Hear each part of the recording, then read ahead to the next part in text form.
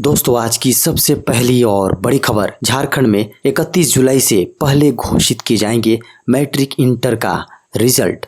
Jharkhand academic council यानी Jack द्वारा matric और इंटर का परीक्षा परिणाम जुलाई के अंतिम सप्ताह में जारी कर दिए जाएंगे। जैक के चेयरमैन डॉक्टर अरविंद प्रसाद सिंह के अनुसार 31 जुलाई से पहले रिजल्ट घोषित कर दिया जाएगा। जैक द्वारा रिजल्ट तैयार किया जा रहा है। मैट्रिक का रिजल्ट 9वीं में प्राप्त अंक से 80% और इंटरनल व प्रैक्टिकल से 20 अंक के आधार पर तैयार किया जा रहा है। वहीं इंटर का रिजल्ट 11वीं में प्राप्त अंक से 80% और इंटरनल व प्रैक्टिकल से 20% अंक के आधार पर तैयार होगा। झारखंड में 20 जुलाई से सक्रिय होगा मानसून, होगी अच्छी बरसात। दोस्तों झारखंड में 20 जुलाई को मानसून रफ्तार पकड़ेगा और झारखंड में अच्छी बारिश होने की संभावना है। राज्य में बारिश की कमी का प्रतिशत बढ़कर 5% हो गया है। मौसम विभाग के अनुसार राज्य में पाकुड़, तिलैया, जामताड़ा, धनबाद, बोकारो, लोहरदगा में अच्छी बारिश हुई है। मौसम विभाग के अनुसार राज्य में 1 जून से लेकर अब तक 388.9 मिलीमीटर के बजाय 369.1 मिलीमीटर बारिश हुई है, जो कि सामान्य से कम है। गुमला के कुरुमगढ़ में नक्सलियों की बड़ी साजिश नाकाम, जंगल से बरामद हुए 3 आईईडी बम। गुमला के कुरुमगढ़ थाना स्थित कोचागनी केरागनी गांव के बीच जंगल से 3 आईईडी बम सुरक्षा बलों ने बरामद किया है। इसके बाद तीनों आईईडी बम को जंगल में ही निष्क्रिय कर दिया गया। ये तीनों बम भाकपा माओवादी के नक्सलियों ने अपनी सुरक्षा और पुलिस बल को नुकसान पहुंचाने के उद्देश्य से जंगल में बिछा कर रखा था। झारखंड एकेडमिक काउंसिल इस बार मैट्रिक और इंटरमीडिएट के छात्रों की टॉपर लिस्ट नहीं करेगा जारी। झारखंड एकेडमिक काउंसिल की ओर से निर्णय लिया गया है कि इस साल बोर्ड कक्षाओं के स्टूडेंट्स की टॉपर लिस्ट जारी नहीं की जाएगी। इसके अलावा जैक की ओर से स्पष्ट भी किया गया है कि इस बार टॉपरों की सूची जारी नहीं होगी। दरअसल जैक मैट्रिक और इंटरमीडिएट के तीनों संकायों का रिजल्ट तो जारी करेगा, लेकिन वह कुछ खास तरह की सूचनाएं देगा। मसलन सिर्फ कितने परीक्षार्थी शामिल हुए, कितने उत्तीर्ण हुए, कितने फेल, कितनों का रिजल्ट फर्स्ट, सेकंड और थर्ड डिवीजन आया है। झारखंड में बिजली उपभोक्ताओं को मिलेगी बड़ी सुविधा, मिलेगी पावर कट की सूचना। जेबीवीएनएल के द्वारा पूरी बिजली आपूर्ति व्यवस्था को ऑनलाइन करने की तैयारी की जा रही है। जेबीवीएनएल के साइट पर अब सुविधा पोर्टल के जरिए आम बिजली उपभोक्ता को सारी जानकारी ऑनलाइन मिलेगी। अब आम उपभोक्ता पावर कट से लेकर ट्रांसफार्मर खराबी और मरम्मती की पूरी जानकारी ऑनलाइन ही मिल पाएगी। आम जनों के लिए आम जनों के साथ साथ बड़े एवं छोटे औद्योगिक प्रतिष्ठान, व्यावसायिक प्रतिष्ठान, शॉपिंग मॉल, होटल आदि को बिना सूचना के पावर कट होने और उसके मरम्मत की जानकारी नहीं होने के कारण परेशानी का सामना करना पड़ता है। अगर पावर कट रीस्टोर की जानकारी उपभोक्ताओं को पहले मिल जाए तो उस अवधि में वे बिजली की वैकल्पिक व्यवस्था कर पाएंगे। भारतीय नेवी में नौकरी की तलाश कर रहे युवाओं के लिए खुशखबरी, 10वीं पास भी कर सकते हैं अप्लाई। भारतीय नौसेना में नौकरी की तलाश कर रहे युवाओं के लिए खुशखबरी है। भारतीय नौसेना ने नाविक एमआर यानी कि सैलर एमआर के पदों पर भर्ती के लिए नोटिफिकेशन जारी किया है। इच्छुक एवं योग्य उम्मीदवार इंडियन नेवी की आधिकारिक वेबसाइट joinindiannavy.gov.in पर जाकर अप्लाई कर सकते हैं। संसद सत्र में हंगामे के आसार के बीच पीएम मोदी ने विपक्ष को दिया बड़ा संदेश। प्रधानमंत्री ने संसद के मानसून सत्र से पहले रविवार को बुलाई गई बैठक में कहा कि सरकार संसद में विभिन्न मुद्दों पर स्वस्थ और सार्थक चर्चा को तैयार है। संसदीय कार्य मंत्री प्रहलाद जोशी ने इस बात की जानकारी दी।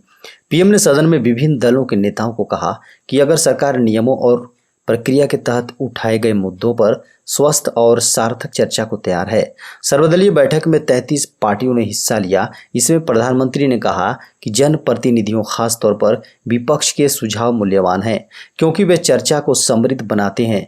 यह सर्वदलीय बैठक संसद का मानसून सत्र शुरू होने से एक दिन पहले हुई। आपको बता दें कि इसमें प्रधानमंत्री नरेंद्र मोदी और सदन में विभिन्न पार्टियों के नेताओं ने हिस्सा लिया। झारखंड के 5 जिलों में कोरोना टेस्ट के लिए मोबाइल टेस्टिंग लैब शुरू। जांच की धीमी रफ्तार को तेज करने के लिए राष्ट्रीय स्वास्थ्य मिशन ने RT-PCR जांच के लिए JIETM स्किल प्राइवेट लिमिटेड नाम की कंपनी के साथ MOU किया है। स्वास्थ्य मंत्री बन्ना गुप्ता ने शनिवार को इसके तहत 5 मोबाइल टेस्टिंग लैब का वर्चुअल माध्यम से शुभारंभ किया। करार के तहत JIETM राज्य में 12 मोबाइल RT-PCR टेस्टिंग लेबोरेटरी का संचालन करेगी, जिसमें से 5 की शुरुआत शनिवार को ही हो गई। ये पांचों mobile testing laboratory positivity rate और पॉपुलेशन डेंसिटी के आधार पर रांची, धनबाद, पूर्वी सिंहभूम, हजारीबाग और पलामू में जिला मुख्यालय के 25 किलोमीटर के दायरे में कोरोना संदिग्धों के सैंपल कलेक्ट कर 24 घंटे के अंदर जांच रिपोर्ट उपलब्ध कराएगी। CBSE 10वीं 12वीं का रिजल्ट डिजी लॉकर में होगा उपलब्ध। CBSE 10वीं और 12वीं के छात्रों को रिजल्ट जारी होने का इंतजार है। माना जा रहा है कि 10वीं के नतीजे जुलाई के इसी सप्ताह और 12वीं के महीने के जुलाई के आखिरी सप्ताह तक जारी हो सकते हैं। फिलहाल CBSE से संबंधित स्कूलों में मूल्यांकन का कार्य चल रहा है। बोर्ड ने अपने पिछले नोटिस में कहा था कि कक्षा 10वीं के छात्रों का रिजल्ट 15 जुलाई तक जारी हो सकता है। CBSE 10वीं और 12वीं का रिजल्ट cbse.gov.in या cbseresults.nic.in पर देखा जा सकता है। इस बीच छात्रों के लिए लेटेस्ट जरूरी खबर यह है कि उनका रिजल्ट डिजी लॉकर में उपलब्ध होगा। झारखंड में पिछले 24 घंटों के दौरान मिले कोरोना के 61 नए मरीज। झारखंड में पिछले 24 घंटों के दौरान कोरोना के 61 नए पॉजिटिव मरीज मिले हैं, जबकि इनके मुकाबले 64 लोग स्वस्थ हुए हैं। इस दौरान राज्य में कोरोना से एक भी मरीज की मौत नहीं हुई है। झारखंड स्वास्थ्य विभाग के अनुसार रांची से 17, बोकारो से 8, हजारीबाग और धनबाद में हर जिले से 6, पूर्वी सिंहभूम जमशेदपुर से 5, रामगढ़ से 4, देवघर और गुमला से प्रत्येक में 3, जबकि कोडरमा से 2 मरीजों की पहचान हुई है। राज्य के चतरा, दुमका, जामताड़ा, लोहरदगा और पश्चिमी सिंहभूम जिले से प्रत्येक में 1 मरीज मिलने की सूचना है। अब बिना आधार और एड्रेस प्रूफ के बुक होगा Indian LPG cylinder. LPG gas cylinder को लेकर एक खुशखबरी सामने आई है। इंडियन ऑयल कॉरपोरेशन यानी IOCL ने लाखों लोगों के लिए एक बड़ी घोषणा की है। अब बिना आधार कार्ड या एड्रेस प्रूफ के LPG गैस सिलेंडर खरीद सकते हैं।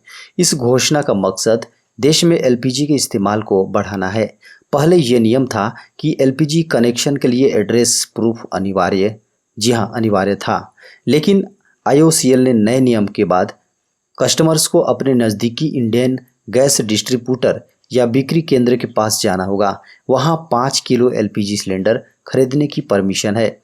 कस्टमर्स को नया 5 किलो का सिलेंडर खरीदने के लिए आधार कार्ड के बजाय कोई अन्य आधिकारिक आई प्रूफ देने का विकल्प होगा।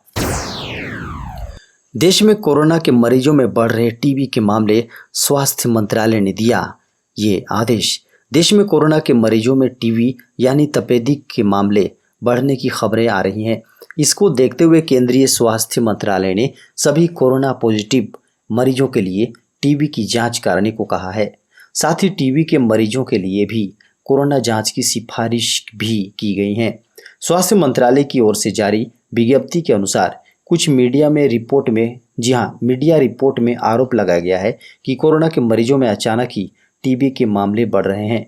रिपोर्ट में कहा गया है कि प्रतिदिन इस तरह के दर्जनों मामले सामने आने से डॉक्टर भी चिंतित हैं। राज्यों और केंद्र शासित प्रदेशों से कहा गया है कि वे अगस्त 2021 तक बेहतर निगरानी और TB तथा कोविड-19 के मामलों का पता लगाने के प्रयासों में एकरूपता लाएं। इसके अलावा स्वास्थ्य मंत्रालय ने TB, कोविड और TB ILI-SARI की द्विदिशात्मक जांच की आवश्यकता को दोहराते हुए कई सलाह और मार्गदर्शन भी जारी किए हैं। कोरोना से उबरकर वैक्सीन लगवाना है फायदेमंद, पहली डोज भी करेगी बूस्टर का काम। कोरोना से उबरने वाले लोगों को सलाह दी जा रही है कि अगर वे 3 महीने से 6 महीने तक भी वैक्सीन नहीं लगवाते हैं तो वे कोरोना से पूरी तरह सुरक्षित हैं। हालांकि बहुत सारे लोग कोरोना से ठीक होने के कुछ दिन के भीतर ही वैक्सीन ले रहे हैं। इस संबंध में डॉक्टरों का भी कहना है कि ऐसा करना नुकसानदेह नहीं है, बल्कि कोरोना के नए नए वेरिएंट के दौर में काफ़ी फायदेमंद साबित होगा।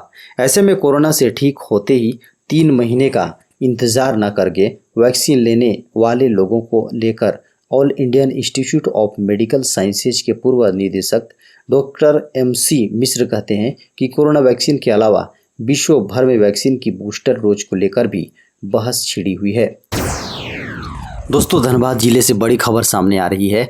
यहाँ धनबाद के कुसुंडा में फटी धरती, बाल बाल बचा युवक। झारखंड के धनबाद जिला अंतर्गत कुसुंडा क्षेत्र में रविवार को अचानक धरती फट पड़ी। धरती के फटते ही पाताल में जाने से एक युवक बाल बाल बचा। सामने खड़े अन्य लोगों ने उस युवक को किसी तरह से बचा लिया, लेकिन गोप की आग से युवक पूरी तरह से झुलस गया। गंभीर रूप से घायल युवक को शहीद निर्मल महतो कॉलेज एंड हॉस्पिटल में इलाज के लिए भर्ती किया गया है, जहां बेहतर इलाज के लिए उसे बोकारो रेफर कर दिया गया।